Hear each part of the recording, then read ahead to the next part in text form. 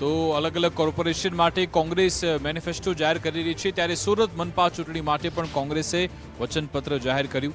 મહિલા, યુવાનો અને વડીલો માટે વચનની લહાણી।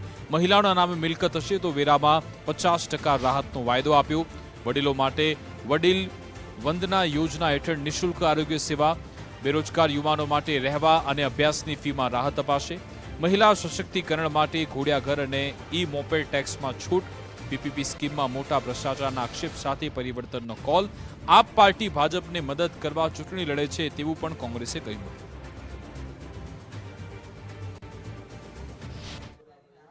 કોંગ્રેસ દ્વારા આજે સ્થાનિક સ્વરાજ્યની ચૂંટણીને લઈને મેનિફેસ્ટો જાહેર કરવામાં આવ્યો છે, જેમાં કેટલાક મહત્વપૂર્ણ મુદ્દાઓને છે તે આવરી લેવામાં આવ્યો છે। ત્યારે હાલ કોંગ્રેસ પ્રવક્તા નિશદ દેસાઈ આપણી જોડે જોડાયા છે, સીધી વાત કરીશું તેમના જોડે।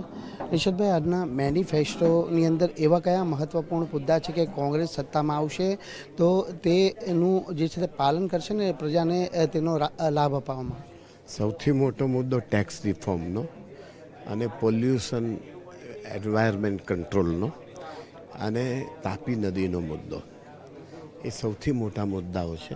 અને એની સાથે સાથે પીપી સ્કીમમાં ચાલતા ભ્રષ્ટાચારની સામે અમારો સંઘર્ષ છે, એ પણ એક બહુ અગત્યનો મુદ્દો છે।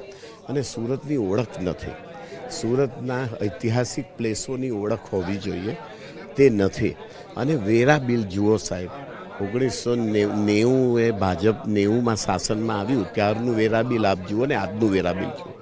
અને સાહેબ, એજ્યુકેશન સિસ્ટમ મ્યુનિસિપાલિટીની સ્કૂલો ખતમ કરી નાખી ને પ્રાઇવેટ સ્કૂલોનો બોજો પ્રજા પર નાખી દીધો છે। એની સામે મુખ્ય આંદોલન છે આ કોંગ્રેસનું આ ચૂંટણીમાં।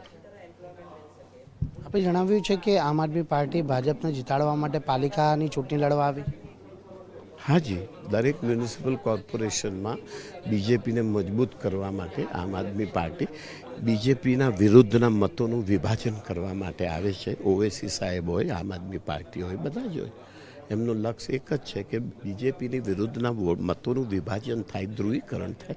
બિલકુલ, આ હતા કોંગ્રેસના જે પ્રદેશ પ્રવક્તા નિશદ દેસાઈ, જેમણે કહ્યું છે કે જે સગવડતાના નામે છે તે હમણાં સુધી ભાજપનો ભ્રષ્ટાચારનો આતંક ચાલી આવ્યો છે અને કોંગ્રેસ જો પાલિકામાં સત્તામાં આવશે તો જે છે તે મહત્ત્વની જે જાહેરાતો કોંગ્રેસે મેનિફેસ્ટોમાં કરી છે તે મેનિફેસ્ટોની અંદર જે આ જનતાને તેનો લાભ આપવામાં આવશે। સૌથી મહિલા સશક્તિના ઉપર છે તે પ્રાધાન્ય આપવામાં આવશે, જેમાં જે મહિલાના નામે મિલકત હશે તે મહિલાને મિલકત વેરાની અંદર 50% જે છે તે રાહત આપવાની પણ જાહેરાત મેનિફેસ્ટોમાં કરવામાં આવી છે।